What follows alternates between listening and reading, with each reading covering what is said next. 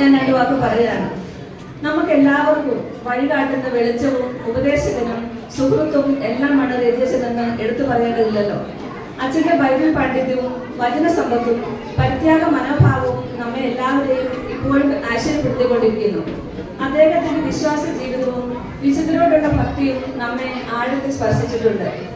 ഹൃദയത്തിന്റെ നിറവിൽ നിന്നാണല്ലോ ആദരം സംസാരിക്കുന്നത്. ഞായറാഴ്ചകളിൽ അച്ഛന്റെ പ്രസംഗത്തിൽ നിന്നും ലഭിക്കുന്ന ഒരു പോസിറ്റിവിറ്റി വചനം, പങ്കുവയ്ക്കാനുള്ള അച്ഛന്റെ ദാഹം, ഇതെല്ലാം അച്ഛന്റെ മാത്രം പ്രത്യേകത മാത്രമാണല്ലോ. ഇനിയും അച്ഛന്റെ പ്രഭാഷണങ്ങൾ നമ്മളുടെ വിധിയെ വിജയിപ്പിക്കാൻ അവസരം ലഭിക്കട്ടെ എന്ന് പ്രാർത്ഥിക്കുന്നു.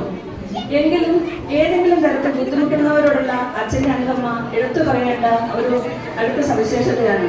പ്രത്യേകിച്ച് കൊറോണ ടൈമിൽ ഓരോരുത്തർക്കും അത് പേഴ്സണലായിട്ട് അനുഭവിക്കാനുള്ള അവസരവും ലഭിച്ചു. ആഘോഷത്തിന്റെ സന്തോഷത്തിന്റെ സമയങ്ങളിൽ മാത്രമല്ല, വെല്ലുവിളികളുടെ സമയങ്ങളിലും അച്ഛൻ നമ്മോടൊപ്പം നിന്ന് നമ്മളെ നയിച്ചു. പല കുടുംബങ്ങൾക്കും ഒരു നേരത്തെ അന്നത്തിനുള്ള വക മുതൽ സാമ്പത്തിക ഭദ്രത വരെ അച്ഛനിലൂടെ ലഭിച്ചു.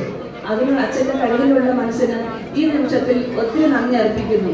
അതുപോലെ തന്നെ നമ്മുടെ ഈസ്റ്ററും ക്രിസ്മസുകളും ഒക്കെ വരുമ്പോൾ അച്ഛൻ പല പ്രാവശ്യം മനസ്സ് ചെയ്യാറുണ്ട്, എല്ലാവരും നന്നായിട്ട് ആഘോഷിക്കണം.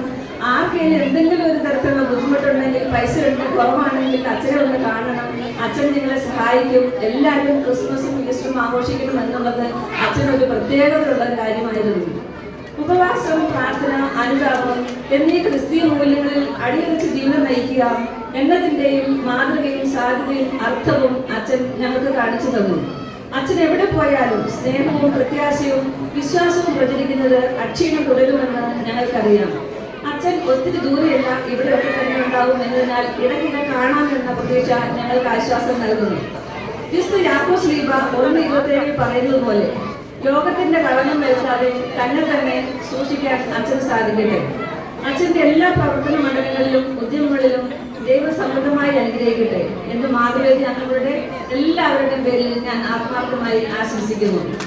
ഒരു പുരോഹിതൻ എങ്ങനെയായിരിക്കണം എന്നതിനുള്ള നല്ല മാതൃക നമ്മുടെ കുഞ്ഞുങ്ങൾക്ക് ലഭിക്കാനും ധാരാളം ദൈവവിളികൾ ഉണ്ടാകാനും അച്ഛനോട് സാധ്യമാകട്ടെ എന്ന് ഞാൻ പ്രാർത്ഥിക്കുന്നു. ഏലീശ പ്രവാചകനെ പോലെ മുഖം നോക്കാതെ തീരുമാനങ്ങൾ എടുക്കാനും വിശുദ്ധ യോസേപ്പ് പിതാവിനെ പോലെ ഏത് പാതയ്ക്കും ദൈവേഷ്ടം അനുസരിക്കാനും ദാനിയേൽ പ്രവാചകനെ പോലെ ജ്ഞാനത്താൽ നിറഞ്ഞ് ദൈവനീതി മുറുകെ പിടിക്കാനുമുള്ള ദൈവകൃപ സർവശക്തൻ അച്ഛൻ അനുഗ്രഹിക്കട്ടെ എന്ന പ്രാർത്ഥനയോടെ ഓർക്കുന്നു.